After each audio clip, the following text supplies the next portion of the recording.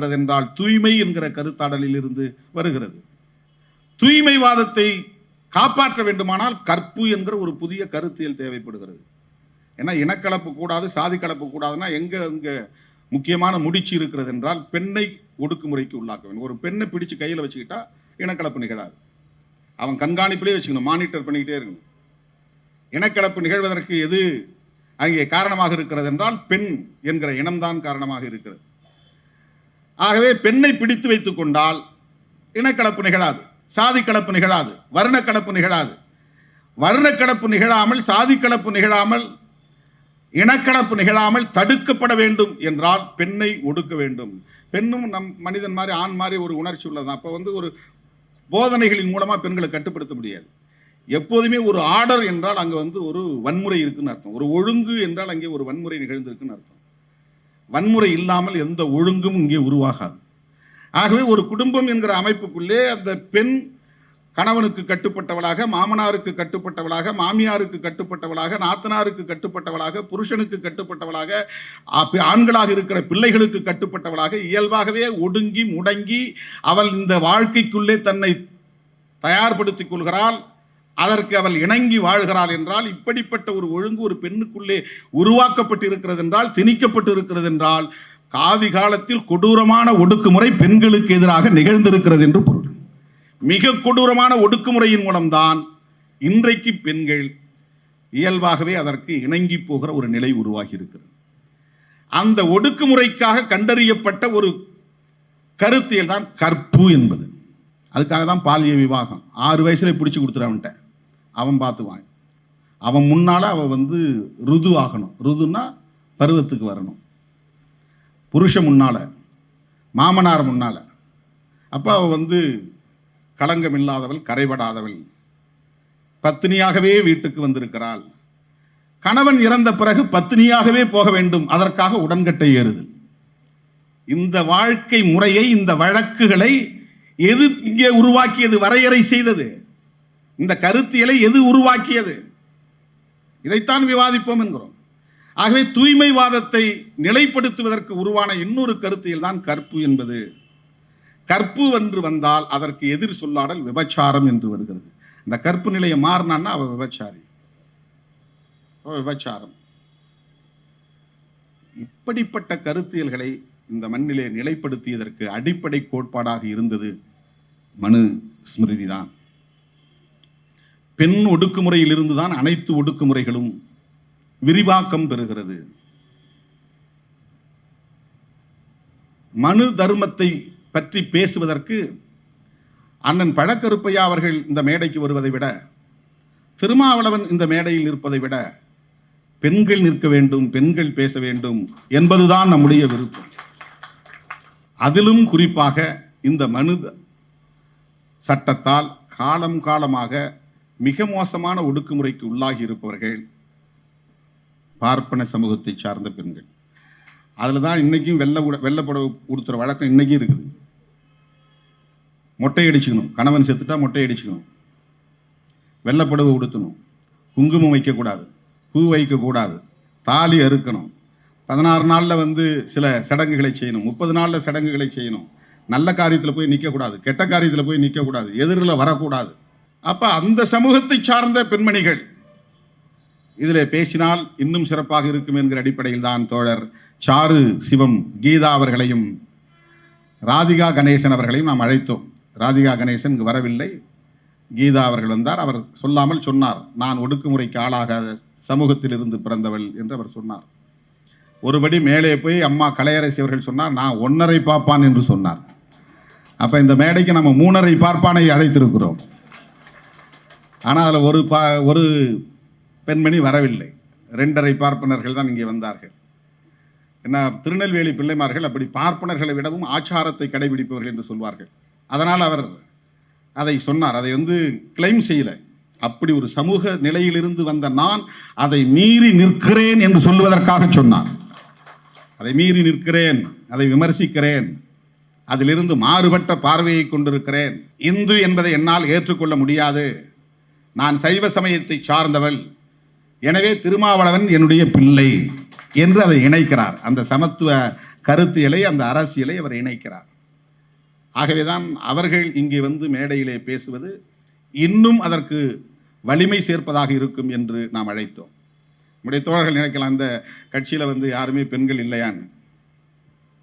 நற்சோனையை கூப்பிடலாம் இல்லையா, எழில் கரோலினை பேச வைக்கலாம் அல்லவா என்று தோழர்கள் நினைக்கலாம். திருமாவளவன் பேசுவதை விட, நற்சோனை பேசுவதை விட அம்மா கலையரசி பேசுவது இந்த காலத்திற்கு தேவையானது, பொருத்தமானது. கீதா பேசுவது தேவையானது, பொருத்தமானது. ஏனென்றால் மனுஸ்மிருதியால் கடுமையாக பாதிக்கப்பட்ட சமூகம் பெண் சமூகம்தான். அல்ல, எங்கேயோ ஒரு இடத்துல தெய்வமா வணங்கணும் அப்படின்னு சொல்றதா நம்ம H. ராஜா சொன்னார். இதெல்லாம் உன் கண்ணுக்கு தெரியாதான்னு. ஒரே ஒரு வசனம் உன் கண்ணுக்கு தெரியாதான்னு கேட்கிறேன். 25 வசனம் எதிராக இருக்கு, அது உன் கண்ணுக்கு தெரியலையா? 25 வசனங்கள் வந்து பெண்களுக்கு எதிராக இருக்கு, அது அவர் கண்ணுக்கு தெரியல. ஒரு வசனம் என் கண்ணுக்கு தெரியலையான்னு கேட்கிறாரு. குணம் நாடி குற்றம் நாடி அவற்றில் மிகை நாடி மிக்க குழல்.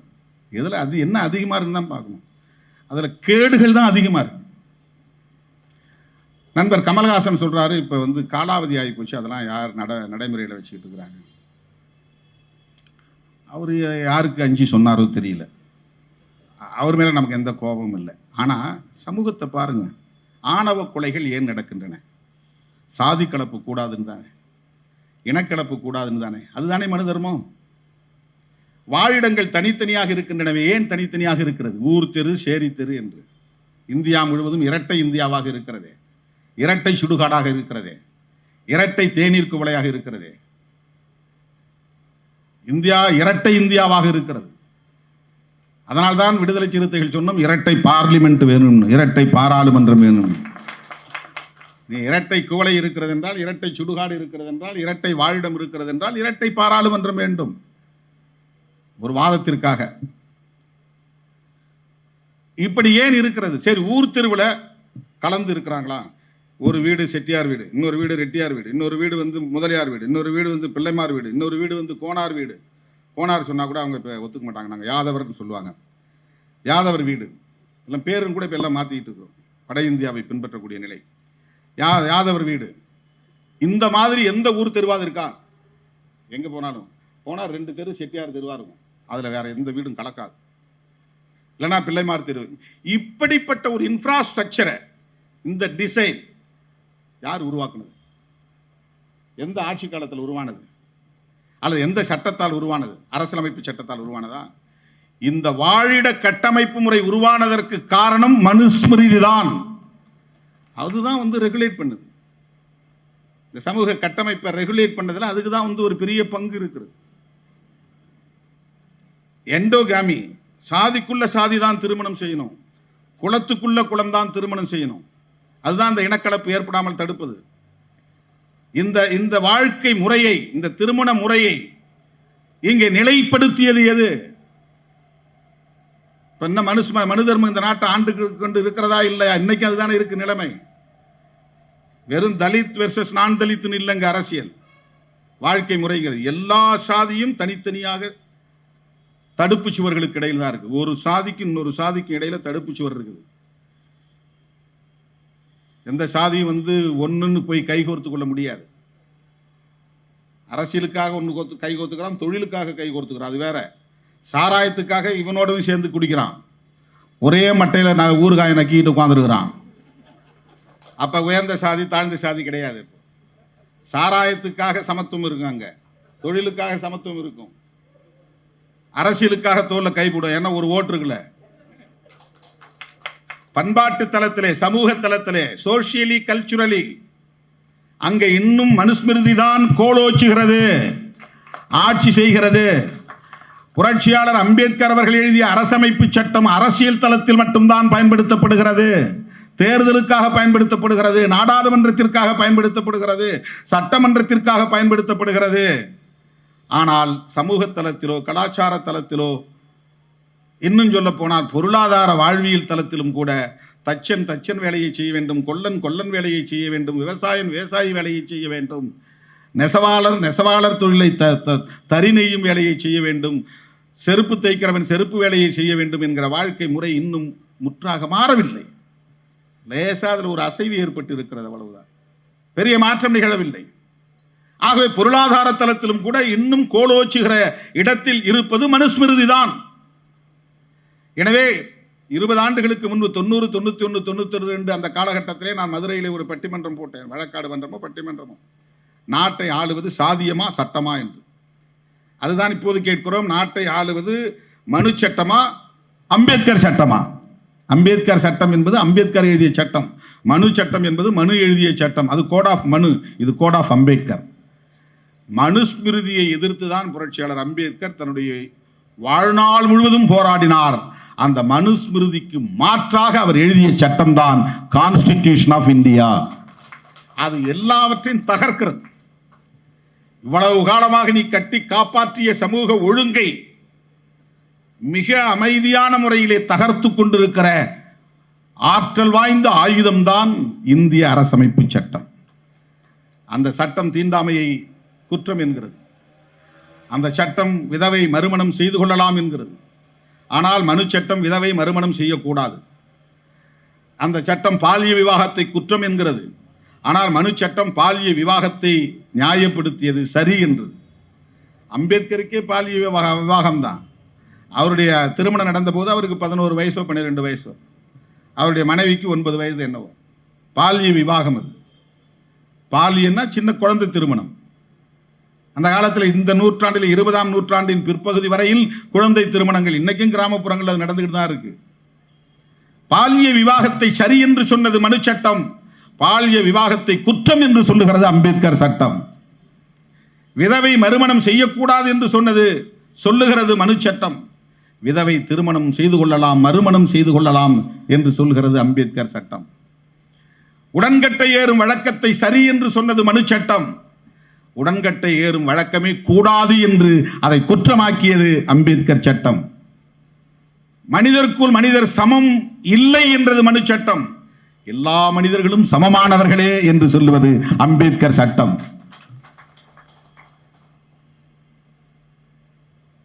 இப்படி சொல்லிக்கொண்டே போகலாம். அம்பேத்கர் சட்டம் மனு சட்டத்தை தகர்ப்பதற்கான ஆயுதம்.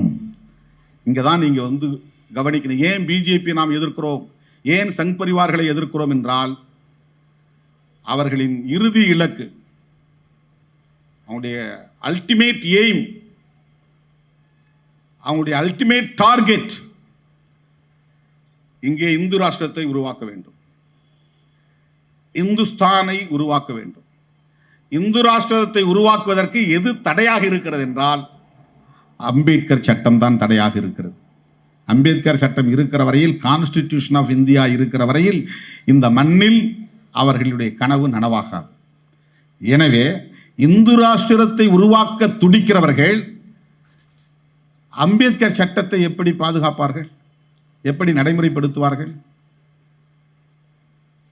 சமூக நீதியை மறுக்கிறது மனு சட்டம், சமூக நீதியை தருகிறது அம்பேத்கர் சட்டம். சமூக நீதி தான் வயா மீடியா. எதுக்கு? பழமைவாதத்தை தகர்த்து புதிய இந்தியாவை கட்டமைப்பதற்கு, சமத்துவத்தை அந்த இலக்கை அடைவதற்கு. சமூக நீதியின் மூலமாகத்தான் சமத்துவத்தை அடைய முடியும். நேரடியாக சமத்துவத்துக்கு போக முடியாது. இப்ப சோசியல் ஜஸ்டிஸ், இதை நேரடியாக பிஜேபி காரனால எதிர்க்க முடியாது. அதனால அவன் என்ன பண்ணா, எக்கனாமிக்கல் ஜஸ்டிஸ் கொண்டு வந்துட்டான். சோசியல் ஜஸ்டிஸ்க்கு நேர் எதிரானது economical justice. Economical based reservation கூடாது. இதை அன்றைய ஜாம்பவான்கள் விவாதித்து தான் ஒரு முடிவுக்கு வந்தாங்க. பண்டிட் ஜவஹர்லால் நேரு பிரதமராக இருந்த காலத்திலே, அவர்கள் எல்லாம் வெள்ளைக்காரன் ஆட்சி கண்டிருந்த காலத்திலேயே, கான்ஸ்டிடியூவன்ட் அசம்பிளி என்கிற அந்த அரசியல் நிர்ணய சபை கூட்டத்திலேயே இது பற்றியெல்லாம் விரிவாக விவாதித்துதான் சோசியல் ஸ்டேட்டஸ் என்கிற அடிப்படையில் இந்த சோசியல் ஜஸ்டிஸ் என்கிற கோட்பாட்டை ஏற்றுக்கொண்டார்கள். சமூக ரீதியாக யார் இங்கே ஒடுக்கப்பட்டு இருக்கிறார்களோ, அதிகாரம் மறுக்கப்பட்டு இருக்கிறார்களோ, நிலம் பறிக்கப்பட்டு இருக்கிறார்களோ, ஆயுதமற்ற நிராயுதபாணிகளாக மாற்றப்பட்டு இருக்கிறார்களோ, அவர்கள் மேம்படுவதற்காக அவர்களின் சமூக தகுதி உயர்கிற வரையில் அவர்களுக்கு ஒரு முன்னுரிமை தர வேண்டும் என்பதுதான் சமூக நீதியின் அடிப்படை. பிரிஃபரன்ஷியல் ரைட், அது ஒன்றும் பிச்சை போடுவதல்ல, பரிதாபம் பார்த்து கொடுப்பதல்ல. அது பிரிஃபரன்ஷியல் ரைட், ஒரு முன்னுரிமை. அதுதான் சோசியல் ஜஸ்டிஸ். இப்போ நேரடியாக அதை எதிர்க்க முடியல. அம்பேத்கரை நேரடியாக எதிரின்னு சொல்ல முடியல. அதனால அம்பேத்கர் ஜெயந்தியை கொண்டாடிக்கிட்டு அம்பேத்கர் எழுதிய சட்டத்துக்கு வேட்டு வைக்க பார்க்கிறார்கள். அவர்களால் அந்த நிலைப்பாட்டிலிருந்து ஒருபோதும் மாற முடியாது. இந்து ராஷ்டிரம் அமைக்க வேண்டும் என்கிற கனவுதான் அவர்களின் ஒரே கனவு. அதற்கு தடையாக இருப்பது அரசமைப்பு சட்டம்தான். அந்த அரசமைப்பு சட்டத்தை தூக்கி எறிந்துவிட்டு மறுபடியும் அவர்கள் என்ன சட்டத்தை கொண்டு வர வேண்டும் என்று விரும்புகிறார்கள்? பழைய சோசியல் ஆர்டர், சமூக ஒழுங்கு, பிராமணர்கள், சத்திரியர்கள், வைசியர்கள், சூத்திரர்கள் என்று வர்ணாசிரம அடிப்படையிலே ஒரு சமூக ஒழுங்கை இங்கே மறுபடியும் கட்டமைக்க முடியாது என்றாலும் கூட இந்த பிறப்பின் அடிப்படையிலான உயர்வு தாழ்வை தக்க வைக்க வேண்டும். நீதான், நான் தான். உழைக்கிறவன் உழைத்துக் கொண்டே இருக்க வேண்டும், மாடு மேய்க்கிறவன் மாடு மேய்த்துக் கொண்டே இருக்க வேண்டும், ஆடு மேய்க்கிறவன் ஆடு மேய்த்துக் கொண்டே இருக்க வேண்டும், மீன் பிடிக்கிறவன் மீன் பிடித்துக் கொண்டே இருக்க வேண்டும், தறி நெய்கிறவன் தறி நெய்து கொண்டே இருக்க வேண்டும், கக்கூஸ் கழுகுகிறவன் கக்கூஸ் கழுவிக் கொண்டே இருக்க வேண்டும், குழி புதைக்க தோண்டுகிறவன் குழி தோண்டிக் கொண்டே இருக்க வேண்டும், பறை அடிக்கிறவன் பறை அடித்துக் கொண்டே இருக்க வேண்டும். இந்த தொழில் முறையில் மாற்றம் நிகழக்கூடாது. இது நிகழ்ந்தால் சோசியல் ஆர்டர் பாழ்பட்டு போயிடும். அதுக்கு யார் ஆள்? திருமாவளவன் படிக்க வந்துட்டான், திருமாவளவனோடு அவனுடைய சகாக்கள்லாம் படிக்க வந்துட்டாங்கன்னா ஊரில் இங்கே போய் யார் இப்போ அந்த வேலைகளை விவசாய கூலி தொழிலை வேலை செய்கிறது யார்? ஆள் இல்லை. இப்போ அவனுக்கு அது ஒரு பெரிய கவலையாக இருக்குது. எதிர்காலம் எப்படி போகுங்கிற கவலையாக இருக்குது. இந்த சமூக ஒழுங்கு சிதைந்து கொண்டு இருக்கிறது என்பது கவலையாக இருக்கிறது. ஆகவே எப்படியாவது அதை ரெட்ரீவல் பண்ணணும், அதை மறுபடியும் மீட்கணும், அந்த சோசியல் ஆர்டரை கொண்டு வரணும், அதை தக்க வைக்கணும். அதுக்காக அவன் பல உத்திகளை கையாளுகிறான். அம்பேத்கர் ஜெயந்தியை கொண்டாடுகிற காரணத்தினாலேயே அம்பேத்கர் இயக்கங்களை சார்ந்தவர்கள் எல்லாம் அந்த கும்பலின் மாய்மால ஜால வித்தைக்கு மயங்கி போய் கொண்டிருக்கிறார்கள். போலீஸ்காரன் நம்மளை கைது பண்ணுறவர்களும் நல்லா தான் பேசிக்கிட்டே இருப்பான், ரிமாண்ட் பண்ணுறவர்களும் நல்லா பேசுவான், சோறு வாங்கி கொடுப்பான், குடும்பத்தை விசாரிப்பான். அதனால் அவன் நோக்கத்தை அவன் விட்டுருவானா? நம்ம ஆளுங்க நல்லா நம்மளை பார்த்தோன்னே சல்யூட் அடிக்கிறாரு இன்ஸ்பெக்டர், அவளை பார்த்து சிரிக்கிறாரு, வாங்க தோழருங்கிறாரு, வாங்க அண்ணங்கிறாரு. அப்படி இவனே போய் ட்ராப்பில் மாட்டிக்குவான். இங்கே வந்துட்டு போகும்பாரு, இவன் போய் மாட்டிக்குவான். வந்துட்டு போங்க, ஸ்டேஷன் வரல வந்துட்டு போங்க. அவருக்கு ஒரு ஹிடன் அஜெண்டா இருக்கும், இவனுக்கு அது தெரியாது. அவர் சிரிக்கிறத பார்த்து ஏமாந்து போயிடுவான். அப்படி தான் நிறைய போலீஸ் பிடிப்பாங்க. கியூ பிராஞ்செல்லாம் அப்படி தான், எல்லா உளவுத்துறையும் அப்படி தான் பண்ணுவாங்க. திருமாவளவன் எங்கே போகிறாருன்னு கண்டுபிடிக்கணும்னா திருமாவளவன் கூட இருக்கிறவன நட்பாக வச்சுக்கிறது, அவரை தோழருங்கிறது, அவரை அண்ணங்கிறது, அவரை தம்பிங்கிறது. இவர் அண்ணனா இப்போ தான் நான் பேசினேன், அவர் அங்கே தங்கியிருக்கிறாரு, இங்கே தங்கியிருக்கிறாரு, அண்ணன் நம்பர் வேணுமா இருந்தால் வாங்கிக்கிங்க. இப்படித்தான் பிஜேபிக்காரன் இன்னைக்கு தலித் தலைவர்களை பூரா ஏமாத்திக்கிட்டு இருக்கிறாங்க. அம்பேத்கர் ஜெயந்தி கொண்டாடினா அவங்க அம்பேத்கரிய ஆதரவாளர்கள் ஆயிட முடியுமா? எந்த காலத்திலும் ஒட்டாது. அம்பேத்கரின் ஒரே பகை சனாதனம். அம்பேத்கரின் பகைவர்கள் சனாதன சக்திகள். அம்பேத்கர் சமத்துவத்தை நிலைநாட்ட போராடிய ஒரு போராளி, அவர்கள் சமத்துவத்திற்கு எதிரானவர்கள். இந்த அடிப்படையில் தான் நமக்கு விமர்சனம், வேற என்ன தனிப்பட்ட முறையில் அவங்களுக்கு நமக்கு என்ன பிரச்சனை? இலக்கணேசனை பார்த்தா வணக்கம் தான் சொல்கிறேன், அண்ணன் நம்ம முன்னாள் அமைச்சர் பொன்னாரை பார்த்தா வணக்கம் சொல்கிறேன். இங்கே கூட நாளைக்கு வந்தால் கூட நம்ம வரவேற்று உட்கார வச்சு நம்ம பேசத்தான் செய்வோம், அது வேறு. ஆனால் அங்கொன்றும் இங்கொன்றும் நம்ம பேசுகிறத ஒட்டி வெட்டி இதே வேலையாக சில பேர் 2 ரூபாய்க்கு கமெண்ட் போடுறவங்களாம் இருக்கிறான், மீம்ஸ் போடுறவங்களாம் இருக்கிறான். என்னை திட்டி ஒரு வார்த்தை போட்டால் அவனுக்கு 2 ரூபா அக்கௌண்ட்டில் போயிடும். இன்றைக்கி சோஷியல் மீடியாவில் கூலிப்படை எல்லாத்துலேயும் இப்போ உருவாயிட்டான். சோஷியல் மீடியாவிலையும் கூலி கும்பல் உருவாயிட்டான். கருமாதி ராமன் ஒருத்தர் இருக்கிறான். கருமாதி ராமன் அவன் வேலையே இந்த 2 ரூபாய்க்கு வேலை செய்யறதான்.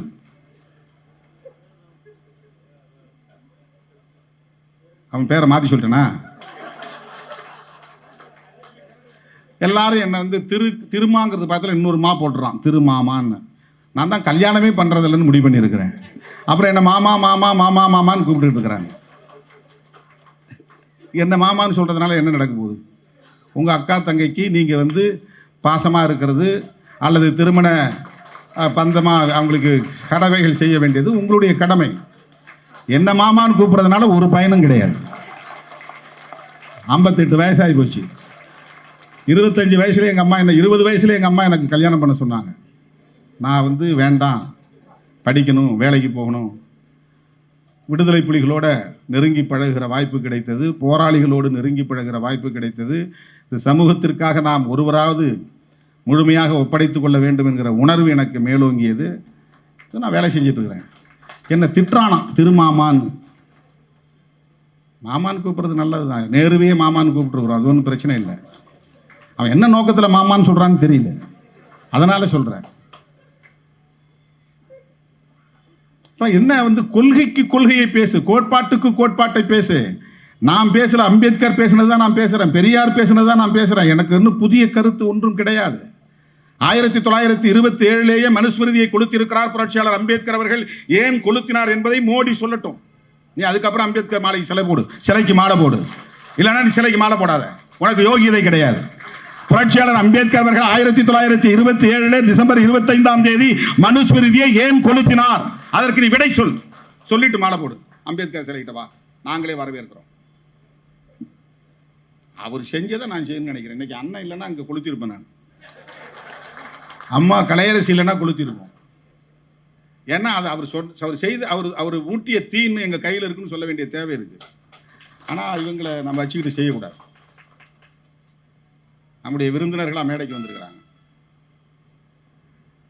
இது யாருக்கு எதிராக இல்லை, ஒரு கோட்பாட்டுக்கு எதிராக. உள்ளபடியே ஒரு சமத்துவத்தை நிலைநாட்ட வேண்டும் என்கிற நல்லெண்ணத்தின் அடிப்படையில் தான் சொல்றோம். நமக்கு வேற என்ன கடவுளை பற்றிய கவலையும் இல்லை, வேறு எந்த பிரச்சனையை பற்றியும் நமக்கு கவலை இல்லை. யாரையும் தனிப்பட்ட முறையிலே நமக்கு எந்த பகையும் கிடையாது. நீங்க இந்த மதத்தை காப்பாற்றணும்னா, உலகம் முழுக்க கொண்டுட்டு போகணும்னா இதெல்லாம் கொஞ்சம் தயவுசெய்து சுய விமர்சனம் செய்யுங்க. சுய விமர்சனம் செய்யுங்க.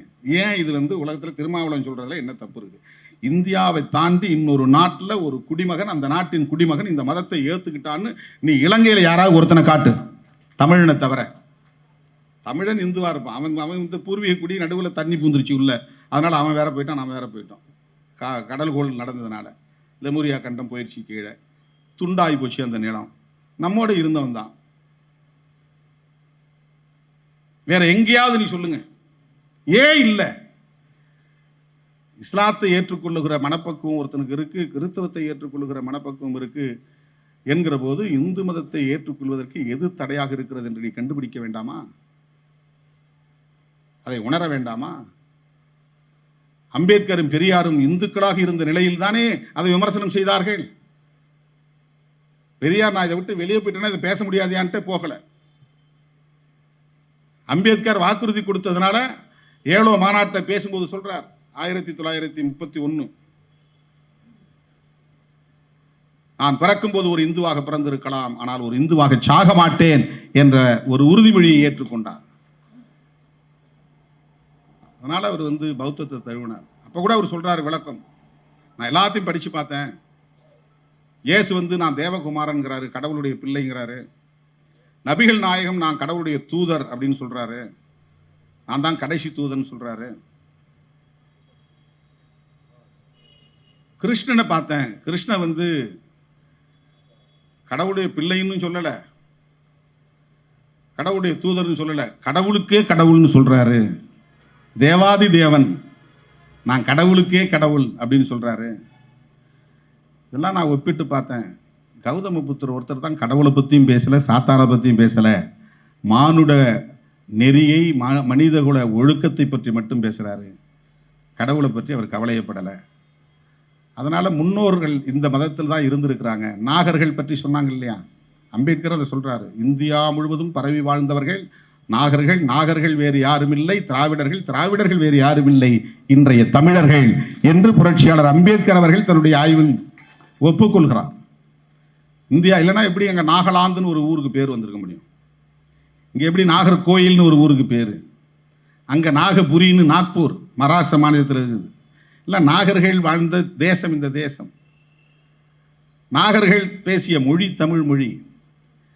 அது வடமொழி கலப்பிலே தமிழை திரமிழர் என்று அழைத்தார்கள், அதுதான் திராவிடர் என்று மாறியது. திராவிடர்கள் வேறு யாரும் இல்லை, அவர்கள் தான் நாகர்கள், நாகர்கள் வேறு யாரும் இல்லை, அவர்கள் தான் தமிழர்கள் என்கிற ஒரு புரிதலை புரட்சியாளர் அம்பேத்கர் கொண்டிருந்தார். இது நம்ம இட்டுக்கட்டி பேசல, அவர் சொன்னது, அவருடைய கருத்து. மொழி தொடர்பாக அவர் சிந்தித்திருக்கிறார், தேசிய இனம் குறித்து அவர் பேசியிருக்கிறார். கௌதம புத்தரையும் காரல் மார்க்ஸையும் கூட அவர் ஒப்பிட்டு பார்க்கிறார். ஆகவே பௌத்தத்தை ஏற்கிறார். எனவே இந்த மதத்தை யாரும் காழ்ப்புணர்ச்சி கொண்டு உள்நோக்கத்தோடு விமர்சிக்கக்கூடிய நிலை இல்லை. இந்த சமூகத்தில் நிலவுகிற சமத்துவமின்மையை விமர்சிக்கிறோம். அதன் பெயரால் நடக்கிற கொடுமைகளை விமர்சிக்கிறோம். அந்த கொடுமைகளை களைய வேண்டிய பொறுப்பு உங்களுக்கு இருக்கிறது. ஆனால் மோடிக்கும் அமித்ஷாவுக்கும் இதை பயன்படுத்தி வாக்குகளை பொறுக்க வேண்டும் என்பதுதான் அவர்களின் நோக்கமாக இருக்கிறது.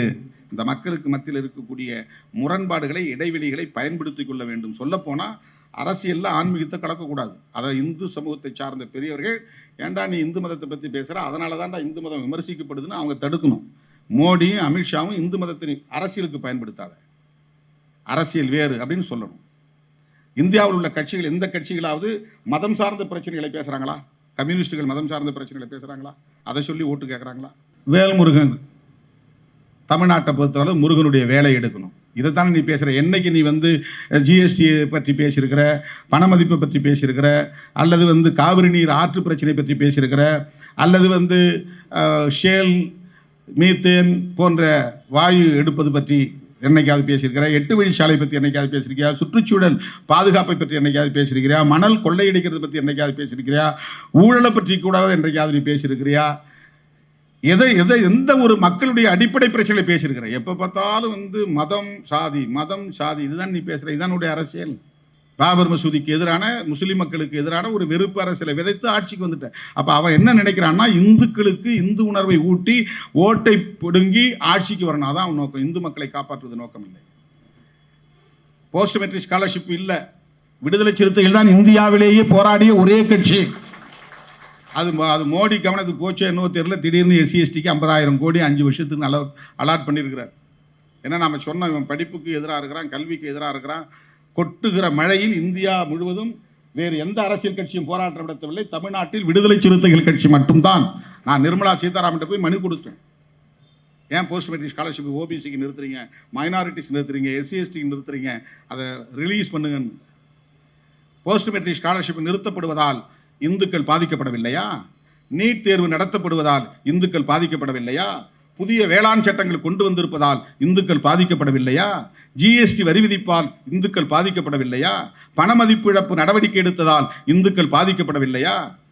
பெரும்பான்மை சமூகம் இந்து சமூகம் தானே. ஆகவே இந்த சட்டங்களால் ஏற்படுகிற பாதிப்புகளில் பெரும்பான்மை இந்துக்கள் தானே பாதிக்கப்படுவார்கள். வேளாண் சட்டங்கள் கொண்டு வருவதால் 2 விளைவு நடக்கும். உடனடி விளைவு ஒன்று, தொலைதூர விளைவு ஒன்று. உடனடி விளைவு என்னன்னா, ஆன்லைன் வணிகம் ஜோரா நடக்க போகுது. அந்த சட்டம் வந்துச்சுன்னா யார் வேணாலும் கொள்முதல் பண்ணலாம், யார் எவ்வளவு வேண்டுமானாலும் சேமித்து வைக்கலாம். இது யாருக்காக? அதானிக்காக, அம்பானிக்காக.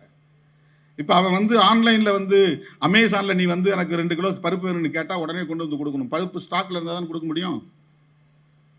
எனக்கு அரிசி வேணும்னு கேட்டால் அரிசி உடனே கொண்டு வந்து அவன் கொடுக்கணும். ஆன்லைனில் அரிசி ஸ்டாக்ல இருந்தால் தானே கொடுக்க முடியும். அப்போ ரெகுலராக ஸ்டாக்ல இருந்துகிட்டே இருக்கணும். அதில் தட்டுப்பாடே வரக்கூடாது. தட்டுப்பாடு வராமல் இருக்கணும்னா கொள்முதல் தாராளமாக நடக்கும். யார் இந்த கொள்முதலை செய்யணும்? அரசாங்கம் செய்யக்கூடாது, தனியார் செய்யணும். அப்போ தான் ஆன்லைன் வணிகம் நடக்கும். அப்போ ஆன்லைன் வணிகம் எதிர்காலத்திலே வெற்றிகரமாக நடப்பதற்கு, உடனடியாக விரைவாக நடப்பதற்கு, தட்டுப்பாடின்றி நடப்பதற்கு அவன் தாராளமான கொள்முதல் கொள்கையை கொண்டு வருகிறான். தனியார் எங்கு வேண்டுமானாலும், எந்த மூலை முடுக்கில் வேண்டுமானாலும் கொள்முதல் செய்யலாம்.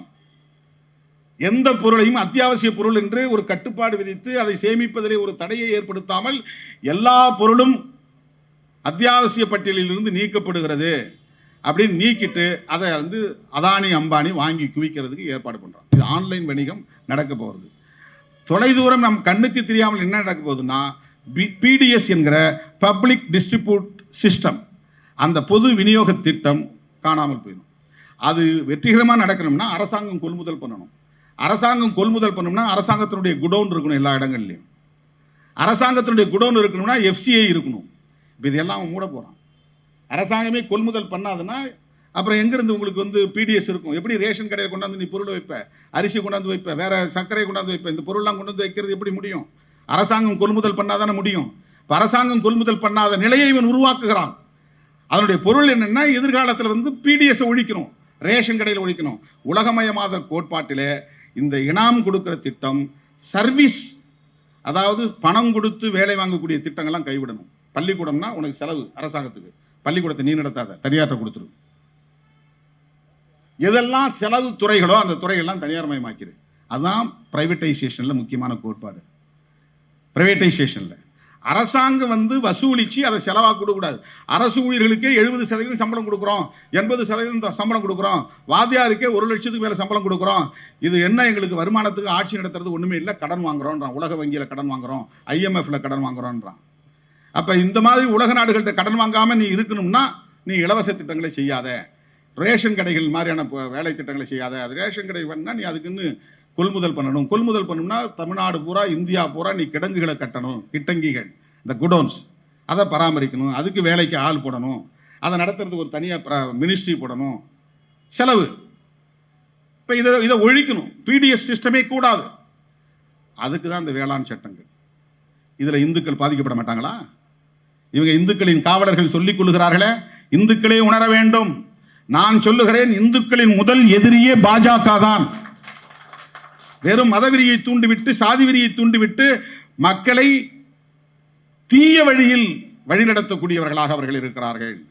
வெறும் மோதலை உண்டு பண்ணுவதற்கு, பகைமையை உண்டு பண்ணுவதற்கு, சமூக நல்லிணக்கத்திற்கு எதிரான ஒரு வழியை காட்டிக் கொண்டிருக்கிறார்கள். இதைத்தான் நாம் விமர்சிக்கிறோம். எனவே அருமை தோழர்களே, மனு சட்டமும் அம்பேத்கர் சட்டமும் என்பது இன்றைக்கு ஒப்பீடு செய்து பார்க்க வேண்டிய இடத்தில் நாம் இருக்கிறோம்.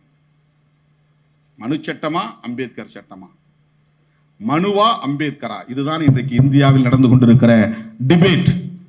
இப்படித்தான் இந்த உரையாடல் தான் கூர்மைப்படுத்தப்பட வேண்டும். அப்பதான் சமூகத்தில் மாற்றம் நிகழும்.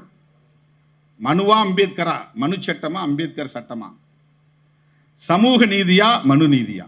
இந்த கேள்விகளுக்கு விடை தேடுகிற போது பிஜேபியா விசிகேவா என்கிற உரையாடல் தான் இங்கே நிகழும் என்கிற நிலை இருக்கிறது.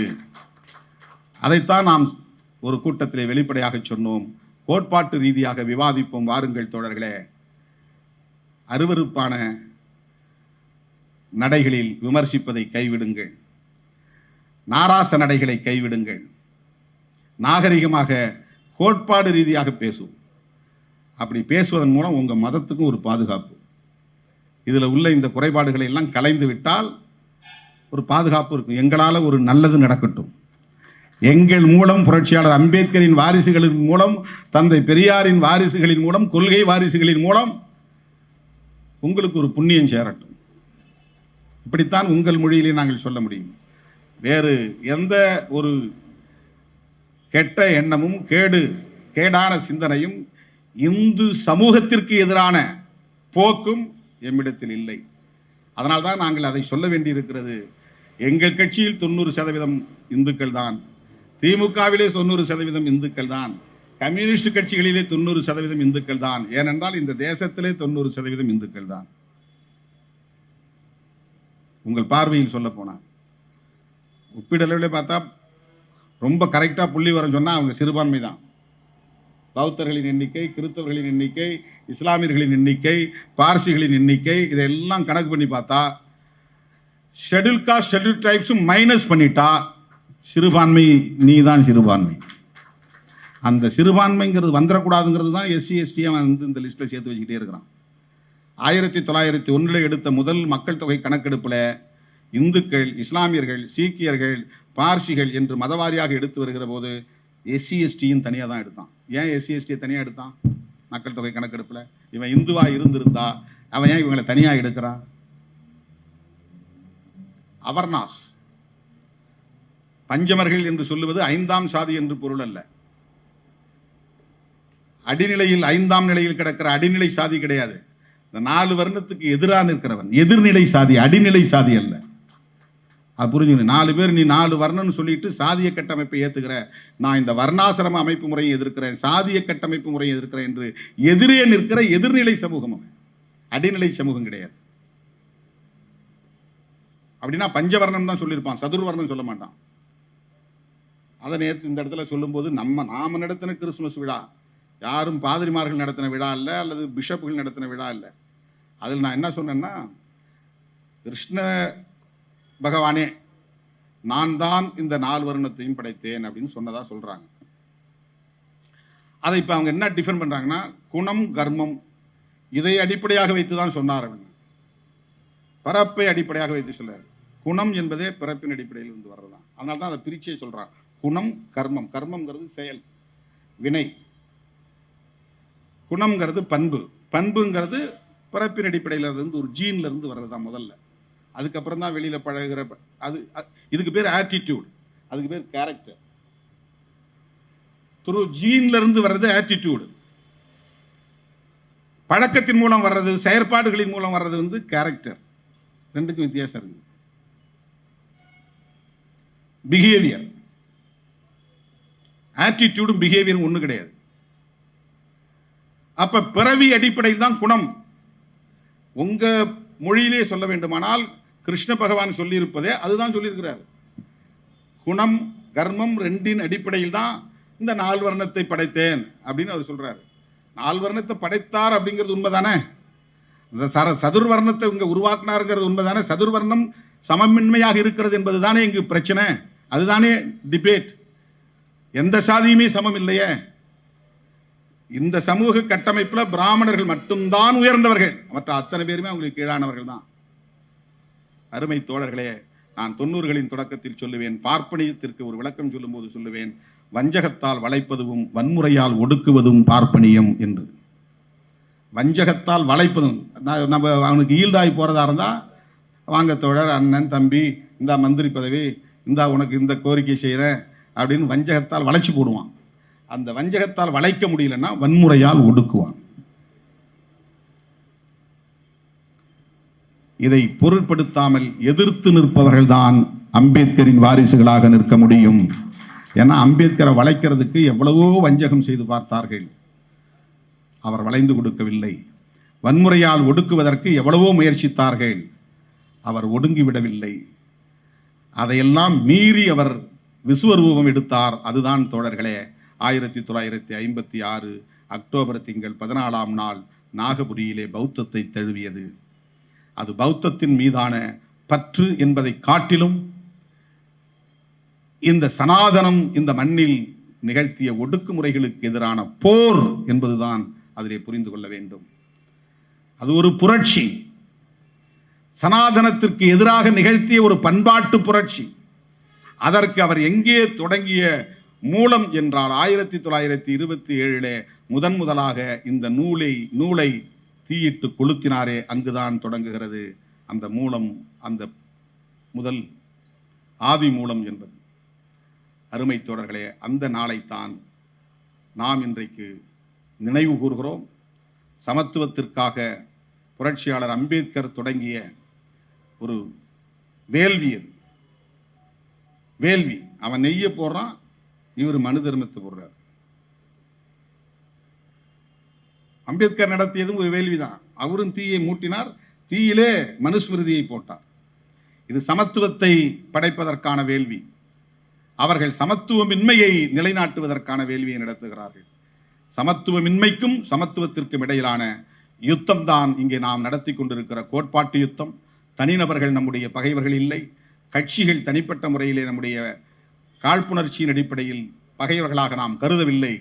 கோட்பாட்டின் அடிப்படையில் புரட்சியாளர் அம்பேத்கரையும் தந்தை பெரியாரையும் நாம் நம்முடைய கொள்கை ஆசான்களாக ஏற்றுக்கொண்ட காரணத்தினால் இந்த களத்திலே இந்த போராட்டத்தை தொடர்கிறோம். அவர்கள் தொடங்கி வைத்ததை தொடருகிற வாரிசுகளாக இந்த களத்தில் நிற்போம் என்பதை சொல்லி, சனாதனத்தை வேறறுப்போம், சமத்துவத்தை வென்றெடுப்போம் என இந்த நாளில் உறுதியேற்க அறைகூவல் விடுத்து, இன்னும் சிறிது நேரத்தில் நன்றி உரையோடு இந்த நிகழ்ச்சி நிறைவு வர இருக்கிறது. தோழர்கள் அமர்ந்து நிகழ்ச்சிக்கு ஒத்துழைப்பு நல்க வேண்டும் என கேட்டு நிறைவு செய்கிறேன். நன்றி, வணக்கம்.